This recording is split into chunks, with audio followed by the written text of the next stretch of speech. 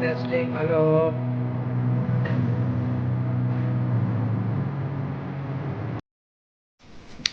अस्सलाम वालेकुम एवरीवन। दुआ करती हूँ अल्लाह ताला आप सबको खैर आफियत से शादोबाद रखे। अच्छा जी, सर्दी का मौसम चल रहा है बहुत ज़ोरों शोर से, ख़ासतौर पे पाकिस्तान और जैसे इर्द गिर्द के जो मुल्क हैं वहाँ पे सर्दी का जो है ना वो बहुत शदीद आप समझे कि स्पेल चल रहा है। और साइंटिस्ट वगैरह से जो रिसर्च सामने आ रही है उससे पता चल रहा है कि इस दफ़ा जो है ना 50 ईयर्स का जो 50 साल का रिकॉर्ड टूटने वाला है सर्दी के हवाले से। तो मैं आप लोगों से मैंने कहा क्यों ना मैं अपने व्यूवर से कुछ ऐसी बातें शेयर करूँ कि सर्दी का मौसम कुछ लोगों के लिए मज़े का होता है और कुछ लोगों के लिए नज़ला ज़ुकाम और खांसी का सीज़न बन जाता है। तो आज के ब्लॉग में मैं आपसे जो है ना कुछ ऐसे टिप्स शेयर करूंगी ताकि आप सर्दी को एंजॉय भी करें और बीमार भी ना हो।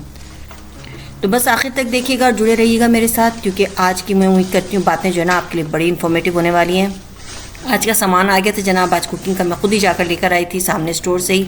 और क्योंकि आज मेरा दिल था बहुत ही मज़ेदार बहुत ही हेल्दी सा पम्पकिन सूप बनाने का, जो कि बहुत ही ज़बरदस्त बनता है। आगे आप इसके साथ साथ रेसिपी भी देखेंगे और साथ साथ मैं आपसे ना वो पॉइंट्स भी शेयर करूँगी जो आपके लिए बहुत यूज़फुल होने वाले हैं। अच्छा, एक छोटा सा प्यारा सा पम्पकिन लेकर आई मैं, साथ में थोड़ी गाजरों की ज़रूरत थी, जो जो चीज़ें मुझे नीड थी ना मैं वो लेकर आई। और साथ में आज जो मैं कुकिंग करने लगी थी, जो मसाला ग्रेवी बनाने लगी थी, उसके साथ जो है ना ये खुबस वाली जो रोटियां होती है ना वो मैंने इस्तेमाल करनी थी। और ये नया नया मैंने जिंजर गार्लिक का पेस्ट क्योंकि ख़त्म हो गया था, बिल्कुल फ्रेशली बनाया था।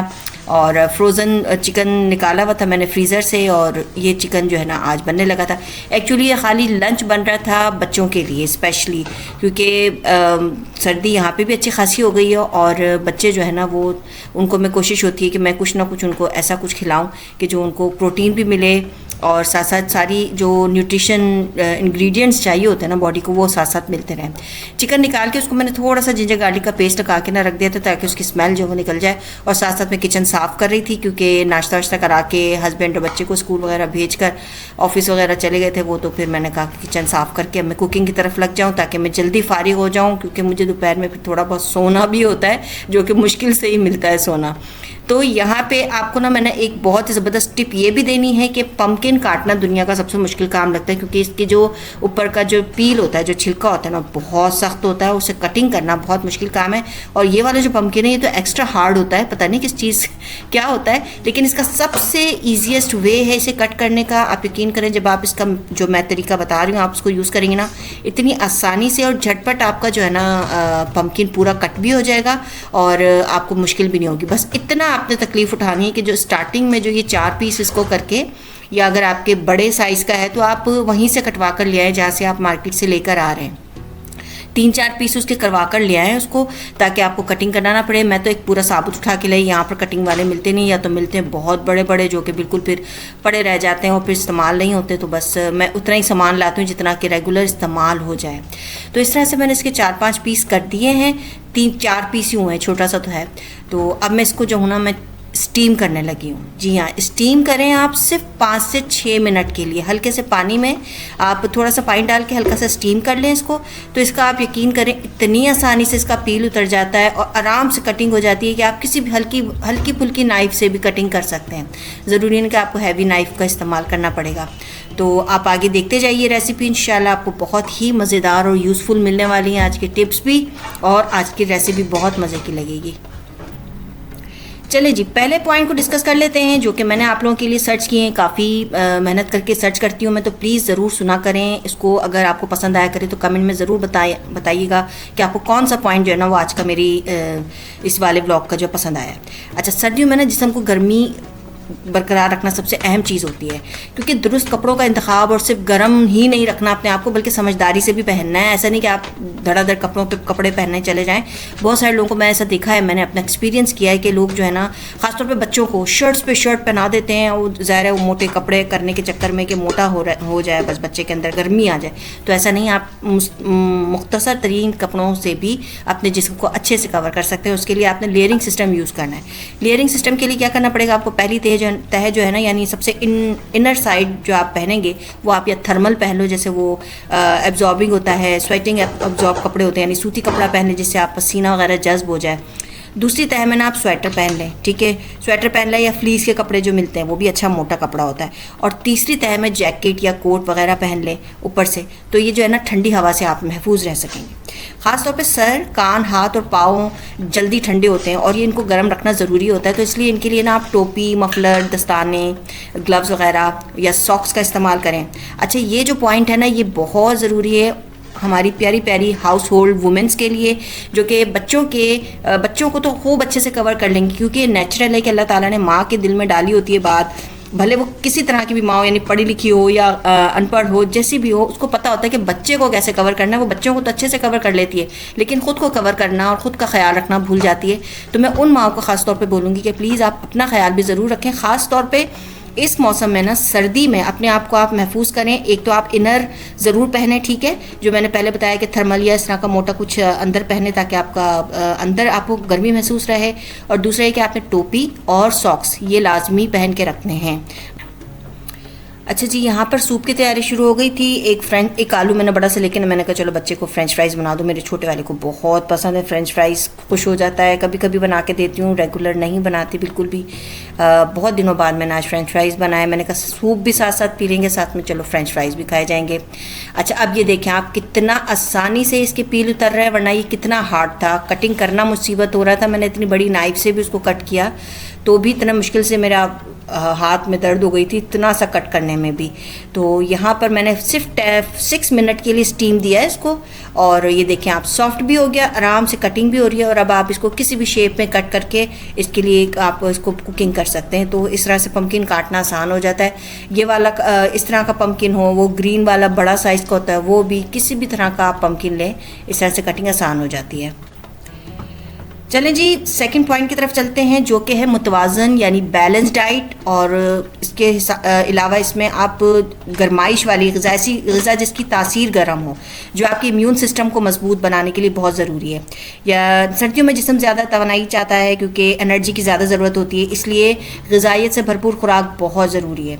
अपनी खुराक में आप इसमें शामिल करेंगे सूप, दालें, यखनी, बॉइल्ड एग्स, दूध, दही का इस्तेमाल आपने दिन में करना है। अगर आप दही खाएं, क्योंकि उससे आपके बॉडी में ना मॉइस्चर रहता है, आपके जो डिहाइड्रेशन नहीं होती है, हाइड्रेट रहती है बॉडी।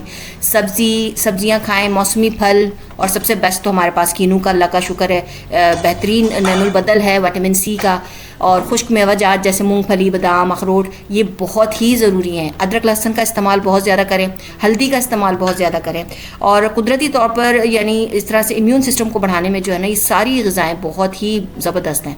तो बस एहतियात क्या करनी है, एहतियात ये करनी है, क्योंकि हमारा बड़ा दिल चाह रहा होता है मीठी मीठी चीज़ें खाने का और तली हुई फ्राई चीज़ें खाने का। तो तली हुई ज़्यादा चीज़ें नहीं खानी और ना ही ज़्यादा मीठी खानी है, क्योंकि ये वज़न भी बढ़ाएंगे आपका और कोलेस्ट्रॉल भी, क्योंकि वॉक करने का तो कोई सिस्टम ही नहीं होता है, सब जो है रज़ाई और कंबल के अंदर घुसे होते हैं। तो ऐसी चीज़ें खाएं कि जो बस अगर आप बैठे हुए भी हैं तो आपके जिस्म का कंट्रोल रहे और वज़न वगैरह, वेट वगैरह आपका कंट्रोल रहे। नंबर 3 की तरफ आ जाते हैं जल्दी से, और बात करते हैं पानी की कमी से अपने आप को बचाना है। सर्दियों में बहुत बड़ा मसला है ये, और समझे कि आप एक तरह से खामोश कातिल भी कहा जाता है इसको, कि अगर पानी की कमी सर्दी में हो जाए तो ये आपको डिहाइड्रेट कर देती है आपकी बॉडी को, और पता भी नहीं चलता, आपका बीपी हाई हो जाता है, और इससे बहुत सारे मसाइल भी डेवलप हो जाते हैं। क्योंकि सर्दियों में पसीना तो नहीं आता ना, इसलिए प्यास भी कम लगती है, लेकिन जिस्म को पानी की ज़रूरत वैसे ही रहती है जैसे कि हमें गर्मियों में रहती है। तो पानी ज़्यादा पिएं। ऐसा नहीं कि आप इंतज़ार करें कि आपका गला खुश्क हो तो आप पानी पिएं, बल्कि ऑन एंड ऑफ घंटे घंटे बाद आधा एक गिलास पानी पीते रहें, क्योंकि पानी की कमी से ना आपकी जिल्द खुश्क हो जाती है। अगर आपको फील होता है ना कि आपकी ड्राइनेस हो रही है हाथों और पैरों में, तो वो पानी की कमी से हो रही है। होंठ फटने लगते हैं, सर दर्द होने लगता है, और आपको इतनी वीकनेस और ऐसा लगता है बस बैठे रहें, सुस्ती महसूस होती है। तो रोज़ाना मुनासिब मिकदार में पानी पीना बहुत ज़रूरी है। अगर ठंडा पानी अच्छा ना लगे तो हल्का सा नीम गर्म करके पी लें, ये भी बहुत अच्छा है। और ये नहीं कि आप चाय और कॉफ़ी पी रहे हैं तो समझ रहे हैं कि बस ये काफ़ी है, नहीं, पानी की कोई भी जगह नहीं ले सकता। पानी पीना हमेशा से बहुत ज़रूरी है। तो देखिए जी, बातों बातों में ज़बरदस्त सा लंच रेडी हो गया। मज़ेदार से फ्राइज़ बना कर दिए बच्चों को, लेग पीस फ्राई, मैंने भुना हुए लेग पीस बनाए यानी मसाले वाले, और साथ में बहुत ही हेल्दी सा पम्पकिन सूप बना जिसके अंदर मैंने थोड़े थोड़े से चिकन के चंक्स डाले। और ये लंच वंच करा के शाम हो गई थी, असर की नमाज़ पढ़ के तो मैं वॉक करने जाती हूँ। बेटे को बोला था कि मुझे वॉकिंग ट्रैक तक छोड़ दो ताकि मैं फिर वॉक कर लूँ। चलें नंबर 4 पे आते हैं। धूप और विटामिन डी का इस्तेमाल हड्डियों और आपकी इम्यून सिस्टम के लिए बहुत ज़रूरी है। सर्दियों में धूप कम निकलती है जिसकी वजह से बहुत सारे लोग विटामिन डी की कमी का शिकार हो जाते हैं। तो रोज़ाना ना कम से कम जब भी धूप निकले 15 से 30 मिनट के लिए धूप में ज़रूर बैठना है। और इस कोशिश करनी है कि धूप सुबह के वक्त की लें। 12 बजे से पहले पहले की जो धूप होती है वो सबसे ज़्यादा हेल्दी होती है और ये एक समझे कि आप मुफ्त और मौसर इलाज है सर्दी का। और नंबर 5 जो है ना वो आपने नींद पूरी करनी है अपनी, लेकिन बहुत ज़्यादा नींद नहीं करनी क्योंकि सर्दियों में नींद बहुत ज़्यादा आती है। वर्जिश करनी है, हल्की फुल्की एक्सरसाइज करनी है और अपने घर को और अपने आप को सफाई साफ़ सुथरा रखना है क्योंकि हमारा सर्दियों में काम करने का भी दिल नहीं चाह रहा होता। तो ये सारी चीज़ें जो है ना हमें बीमारियों से बचाने का बेहतरीन फुल फार्मूला है ये आपके लिए। तो सर्दियों में मुनासिब नींद बहुत ज़रूरी है क्योंकि नींद के दौरान जिस्म खुद को रिपेयर करता है। हल्की फुल्की थोड़ी सी वॉक कर लें, घर को हवादार रखें, नज़ला या फ्लू में मुब्तला अफराद से फासला रखें, अपने आप को मतलब बच्चों को भी महफूज रखें और ख़ुद को भी महफूज रखें।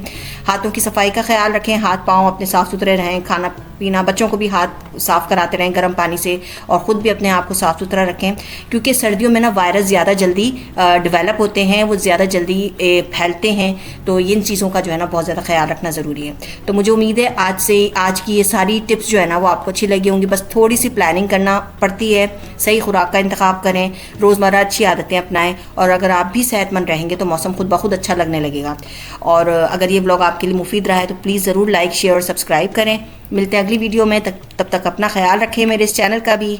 और जनाब सर्दियों को इंजॉय करें, परेशान ना हों क्योंकि सर्दियां बहुत बड़ी नेमत हैं। क्योंकि इन 2 महीनों के बाद जो है ना ये गुजर जाएगा ना, जब ये सर्दी का जो ये एक स्पेल चल रहा है एक तेज़ वाला, तो जब ये गुजर जाएगा उसके बाद फिर वही पसीने और वही गर्मी और वही लाइट लाइट के मसाइल तो खैर सर्दियों में भी हैं। चलें बहरहाल अपना ख्याल रखें, मेरे इस चैनल का भी, और बहुत ज़्यादा इंजॉय करें सर्दियों को और अपने बच्चों को भी इंजॉय करें। अल्लाह हाफ़िज़, टेक केयर।